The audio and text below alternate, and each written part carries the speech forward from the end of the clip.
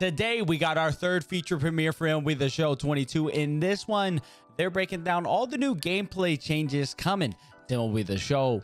So we're going to go through, if you missed the stream, it was about an hour long. We're going to condense that down, break it down, talk about some of the new stuff, and share some of my thoughts on these changes coming to next year's game. First, as we dive in, we did get some data regarding perfects. Take it for what you will, but a combined 859 on perfects in MLB the Show 21 across all modes, 852 on Legend, 858 on Hall of Fame. That's about what they shoot for. I think one of the interesting things here, kind of a theme that they mentioned with hitting, is that hitting is in a spot that they enjoy statistically when they look at the analytics and they break down all of their data across all the billions and billions of swings and hits throughout MLB the Show 21.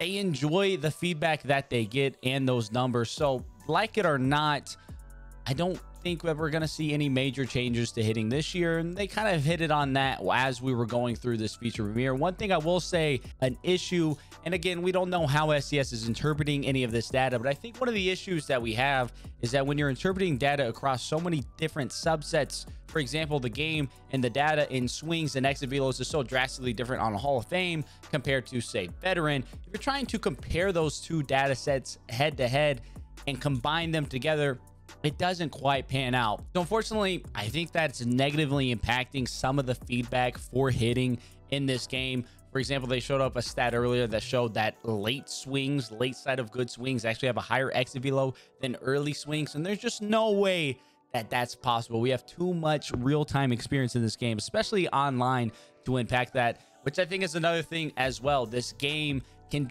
play drastically different online than it does offline. And I think that's an issue that impacts things as well. And a lot of that is impacted by the servers. So hopefully with better servers, we get a better online experience. I think a lot of those timing windows, pitch speeds, everything just kind of seeing wonky and feeling different, batter to batter, pitch to pitch, game to game.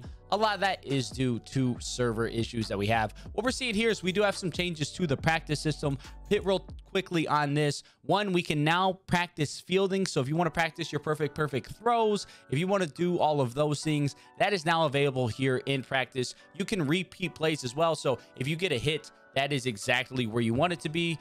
You can repeat that play over and over. Work on your throws, work on turning double plays, slowing down runners at second, making relay throws, cut throws from the outfield. All of those things are there. You have the control and ability to do all of that in this new practice. Pretty similar, pretty standard, just some slight adjustments to the control that you have there. We do have two new difficulties as well. First off, we can see amateur here, an accessible difficulty level that balances the gameplay experience and success for new users. And then minors right next to that, a tough yet accessible gameplay experience for newer users. For the majority of players, this isn't going to impact you at all. You're not going to be playing much on amateur or minors, just as you probably didn't play much on beginner. But if you're brand new to the game, you're playing on Switch, maybe you're playing for the first time, wanting to give it to your little brother, or you have a child who's very young and unable to play the game, we have two new difficulty modes, again, really catered towards new players. So if you've been around for any sort of time at all and it's not your very first time playing MLB the Show, this probably is not going to have much of an impact at all on you. Now diving into hitting, as you can see on the strike zone that we have right here, we have two different PCI sizes within this same batter. So you can see in the middle, we have kind of our standard PCI size. That is the size of the PCI for this hitter. But as the user moves it down, we can see that PCI shrink. That is a new feature for this year, dynamic PCI sizes. So as you move your PCI down out of the strike zone, away from the middle of the strike zone, your PCI is going to shrink. It's going to be harder to make solid contact with the ball, both your inner PCI and your outer PCI. So your vision is going to shrink as well. So harder to make solid contact with the ball on pitches outside of the strike zone, harder to make any contact at all on pitches outside the strike zone. And then of course, it's going to be harder to get foul balls. So I know personally, I was frustrated a lot of times with foul balls that were way out of the strike zone that somebody would then hit a foul ball off of. That should be lessened this year. One thing to note as well with this dynamic PCI is that the higher your contact rating, the less of an impact you will see on that shrinking of the PCI. So maybe a little bit more balance towards those contact hitters. We know power is meta. It's the king of MLB the Show. This could adjust that a little bit. Those power hitters are going to see a bigger penalty, so to speak, for moving their PCI out of the strike zone, where contact hitters not going to see near as much penalty on that front. But at the end of the day, it is going to be something that's going to adjust player per player. So it depends on their ratings. It depends on their attributes, how much it's going to be impacted. But definitely expect to need to be more patient this year. You're going to get more swings and misses on pitches outside the zone. You're going to make more weak contact. You're going to see people probably pitching more outside the zone to try and induce those things. Expect those a lot more. So you're going to have to be a little bit more patient and really attack strikes, attack your good pitches to hit. At the end of the day, the goal of this dynamic PCI is to keep bats from being extended over and over and over. We've all been in those ABs where your opponent just fouls off pitch after pitch after pitch, continues to make contact, doesn't get out, can battle anything away. This is an attempt to kind of negate that. So hopefully we see some more realistic ABs going into MLB 22, and we don't have these 15, 16 pitch foul ball fests where they end up just wearing you down and finally getting a hit. Another thing that was adjusted here in 22 was contact and power swings. If you played 21, especially early on, you remember the contact swing meta. Basically, you didn't get an exit velocity drop on contact swings, and you really didn't gain anything from power swings. They've adjusted that even more this year, and really power and contact swings are going to be very, very situational only. You're only going to want a power swing when you're really trying to drive the ball deep into the field, and you only want a contact swing when you're just simply trying to keep a bat alive and put something in play. 99% of the time, you're going to want to be normal swinging this year, just using your X button or A button on the Xbox. And especially with contact, they've reduced it even more on pitches outside the zone. So if you're using a contact swing on a pitch outside the zone, expect to not make any hard contact at all. You're going to put it in play, and if that's what you're looking to do, you're going to succeed at that, but you're not going to be driving the ball, putting it with any sort of exit velocity. And then on the power side of things, when you are power swinging, expect that window to make contact to be a lot smaller this year. So a lot of swing and misses on power swing, and in general, more swing and misses overall is one thing that was mentioned. They want to see more strikeouts, more swings and misses. I think that's a good thing we can see this year, especially if you're on some of the lower difficulties, all-star veteran. Very, very easy to just make contact with everything. Very difficult to strike out. So expect some more strikeouts headed into MLB the Show 22. Now, one change, I've already mentioned it as well. If you played the tech test, you got a real hands-on experience of this. That's your PCI Anchor. We can see the 9 dots in the strike zone right there. And basically, that allows you to set new starting points for your PCI. So instead of in the middle, you can start it up and in like we have right here. You can start it away, down, middle, wherever you want it. That is now your new PCI starting location. And basically what that's doing is, of course, changing where you start, but also changing the amount of input and the speed of your PCI as it moves throughout the zone. So if you're starting your PCI up, it is going to take a lot less movement to get all the way down to the bottom of the zone, because it is still covering that same distance from that top to the bottom with the same movement of your left thumbstick as you would from the middle to the bottom. So it's covering a increased distance with the same amount of movement from your thumbstick. So if you're starting your PCI up and in, up and away, up and middle, it's going to be a lot quicker to move your PCI down. Vice versa, if you're starting lower, it's going to be quicker to move it up. And in that zone that you are starting in, you're going to get more fine-tuned movement. So if you're starting it high and you're looking to move up with the PCI more, or left and right, you're going to get some more fine-tuned movements on that end of things. So the way you can really look at it is where you anchor your PCI, you're going to have a lot of fine-tuned control within that location, and moving it out of that location, you're going to have a lot more drastic changes with your control and speed. So that's really where you got to figure out what works best for you. If you struggle to hit up and in, really fine-tune control your up and in and be able to react and move to everything else.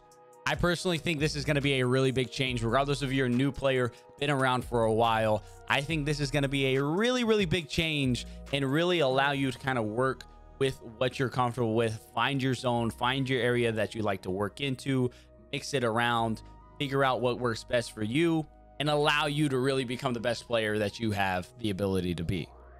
Now, another thing that was mentioned quite a bit, again, this isn't anything new, but just a little bit of clarification, is the swing raft and your timings of swings regarding the location.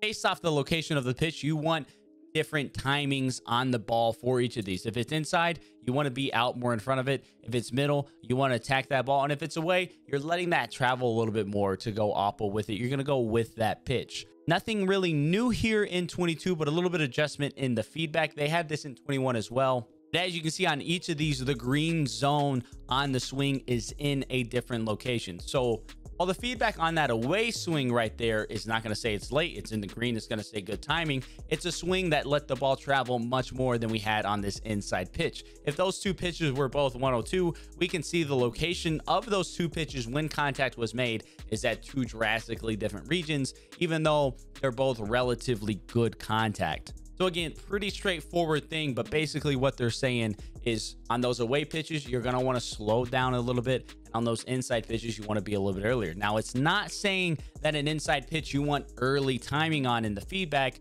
just as it isn't saying on an away pitch you want a just late to late timing in the feedback. But what it is saying, the good timing window or the perfect timing window is going to be a little bit later in the ball path compared to an inside pitch and an away pitch. So all that's really saying there, again, not anything changing, but just some clarifications to that are important to understand as you really look at your feedback on swings and where pitches are happening. Now, of course, personally for me, while in theory this is great and that makes a lot of sense, in practice in the game, especially in 21, we don't see that a ton. We do see these away swing, these early pitches on away swings really absolutely destroy, and having good timing on inside swings being foul balls a lot of time, and then good timing on swings on pitches down the middle of the plate dying out at the warning track. So to me, it seems like one of those things that theoretically this makes a lot of sense, but we really need to see that come through with the gameplay itself. We didn't really see that consistently in 21. Again, that's another issue. I think that can come down to server issues in these adjustments in these timing windows. I think a lot can be due to that, but hopefully we see some changes and adjustments to some of these exit velos on different swing types come 22. Now on to pitching. Obviously last year with Pinpoint, that addition, one of the biggest changes was that perfect accuracy region, something that had been in the game but was now actually shown to us. And that's basically the region that a pitch can go in with a perfect input. So that little shadow around the ball, that's where that pitch can end up if you have a perfect input.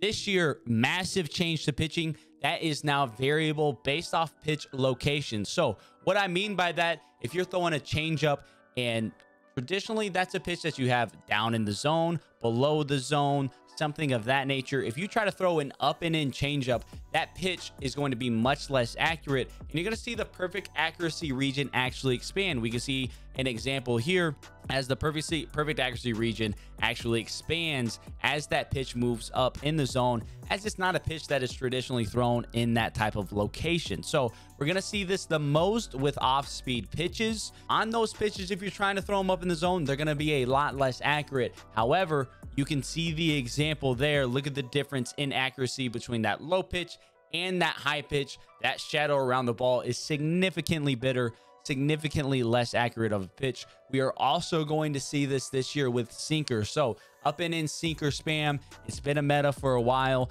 It's been something that's needed to be adjusted. We see that adjustment happening this year, and up and in sinker is going to be a lot less accurate of pitches come MLB the Show 22. So expect to have to throw those down in the zone. We can see this pitch right here, massive changes to the perfect accuracy region. So the pitches that won't be affected by this change, so your 4 seams, 2 seams, and cutters, you throw those 3 pitches, wherever you throw those pitches, they're going to have the same perfect accuracy region. They're going to have the same par. You're going to have the same ability to control and dot with those pitches anywhere in the strike zone. Any other pitch in the entire game, any other one, will change based off where you throw it, and it's based off the tendency of where you throw those pitches in real life. For almost all pitches, they're going to be more accurate down in the zone versus high in the zone, as those pitches just aren't thrown high in the zone very often. Things like splitters, sinkers, sliders, curveballs, changeups, anything of that nature, generally pitches that aren't thrown high in the zone. So expect a lot of pitches down in the zone this year, significantly more than last year. If you are a guy who likes to throw those high pitches, be prepared to have that accuracy penalty to it. Now, one thing I'll be interested to see is the impact of it and how it affects with high control pitchers. So can a guy like Greg Maddux still accurately locate and pitch a sinker up and in? That could give him a competitive advantage and make a guy like Maddux much more usable compared to someone such as Nolan Ryan, who really shouldn't be able to accurately throw his sinker wherever he wants it, whenever. So again, these are the pitches that are impacted. You can see that on the left side of the screen, right side of the screen, 4 seam, 2 seam cutter. those pitches not impacted at all. Everything else has an accuracy hit when throwing it in a non-traditional location, so to speak. Another thing to note as well, these pitches on the left are going to be a little bit easier to use this year with pinpoint accuracy. It's going to be easier to get a higher accuracy rating on your pinpoint, and the pitches on your right, your 4-seam, your 2-seam, your cutter, those are going to be harder to throw this year with pinpoint. Going to be a little bit more fine-tuned on your accuracy using pinpoint on those 4-seam, 2-seam cutters. Get a little bit more wiggle room on those off-speed pitches. So don't expect as much 4-seam cutter spam this year without having any sort of ability to really miss locations. 4-seams were super easy to throw this year. A little bit more difficult to throw those in 22. A little bit easier to dot up some of those more difficult pinpoint movements. So a little bit of a balancing act going on there. Another big change as well comes with Outlier. In the tech test, I noticed it on a lot less players, out the gate. So maybe a little bit more rare this year, but we can see a higher accuracy penalty and a small velocity decrease. So you have those outlier fastballs, cutters, sinkers. They're going to be less accurate this year compared to 21, and they are going to be slightly decreased in velocity. Hopefully that makes them feel a little bit more normal. If you play 21, you've gone up against Nolan Ryan. The difference between somebody coming in and throwing it 97, 98, and then Nolan Ryan's 102 is not a 4 to 5 mile an hour difference. It is much more significant than that. That's why everybody jokes around and says that Nolan really throws 110, because it comes in and it is pumping in. So slight velocity decrease and a little bit more inaccurate. So if you have a guy with an outlier sinker and you're trying to spam that up and in, that is going to be a very, very, very inaccurate pitch. You're going to throw a lot of balls, or you're going to throw pitches that hang, and you're going to be punished for that. On to fielding, one of the biggest things we've gotten this year is perfect throws to every base. If you played the tech test, you notice that if you have an outfielder, they can now make perfect throws to second, third, first. They can make a perfect throw to every base, which is going to be awesome. So you have that runner that's trying to tag up from second to third. Maybe you have a guy trying to go first to third, somebody trying to stretch a single into a double into a single. Whatever it is, you now have the ability to make a perfect throw to those bases, which is going to be so awesome to see come 22. For example, here is a throw right here. It's not going to be a perfect throw. It's just going to be a standard throw to third base. Throw is going to come in slightly offline. Schmidt makes a good tag, but it is just slightly offline on the throw. He ends up being safe. Now, here's what a perfect throw to a base that isn't home plate looks like. Same exact pitch. Going to come down the middle. We'll line out into center field. We get a perfect throw from the center fielder. It's going to be a lot more on a line. Schmidt's going to grab it and then immediately make a tag. I don't know if you noticed that, but it was a very, very precise and quick tag on the base, which is going to be a big change as well. No more lazy tags, no more slow tags, very quick tags. Another example right here. We have the batter is going to try to leg this out into a double. Fielder's going to get it, not bounce off the wall, and we're going to get a quick, immediate tag on the perfect throw. In addition to perfect throws from the outfield, all infielders can now make perfect throws home. So if you're trying to stop that game-winning run and you have the infield in, you have a much higher chance of making that play right there. We can see Tim Anderson absolutely gunning somebody at home plate. So expect that to happen a lot more this year. Somebody's trying to take the extra base. Somebody's trying to do anything in the infield. You can do that. We can see a quick recovery there from Real Muto. A lot of more branching animations this year with really quick recoveries and a lot more high fielder urgency. I noticed that a lot when I was playing. So increased fielder urgency. Expect that, especially for fielders with very, very high fielding ratings. Now, those guys without high fielding ratings, not going to have near as much of that fielder urgency. As you can see here, we got Lindor at shortstop on this one. He's going to field, instantly make that throw over. Brandon Marsh is going to be gunned out on that play deep in the hole. Compared here to a player like Jeff McNeil, not near as proficient of a fielder. He's not going to get the same ability to do that. He's going to have to come set, then throw over, not even going to be close. So expect fielders to really matter this year. You need that high fielding rating on these guys. Your low rated fielders are not going to be able to make near as much plays. They're not going to be able to have as much arm strength. They're not going to be as accurate. A lot of downsides to using poor fielders this year. Again, here's another play from Lindor. Very quickly getting that ball across. McNeil not going to do the same as a poor fielder. So no major gameplay changes coming to 22, but a lot of fine tuning and a lot of slight adjustments that I think are going to make the game play much better. Also, through my experience with the tech test, online and in general, the game felt much smoother. Animations felt more crisp. Branching animations felt better, and the online servers and connections from the tech test felt a lot smoother as well, which made the online game play much better. If you notice, offline and online, they play drastically different in MLB the Show, but hopefully that can be a little adjusted this year. Again, a lot of very nice quality of life, minute changes to the game that I think are going to make it a much better experience than MLB the Show 21. It's not going to be groundbreaking. It's not going to be game changing. It's not going to feel like a brand new, fresh game, but it will have, I think, some really nice, subtle changes that are going to make the gameplay much better overall. Combined with some better servers, you could have a really good experience headed into MLB the Show 22. As you're watching this video, though, if you got to watch the future Premiere Walls live, let me know what your favorite change was down in the comment section below. As always, y'all enjoyed the video, definitely be sure to leave a like and subscribe. Stay up to date with everything happening with this show 22, and we're just a couple Mondays away from the very first market Monday of the year. If y'all are wanting to make stubs, you know this is the place to be. Until next time, I'll catch y'all around.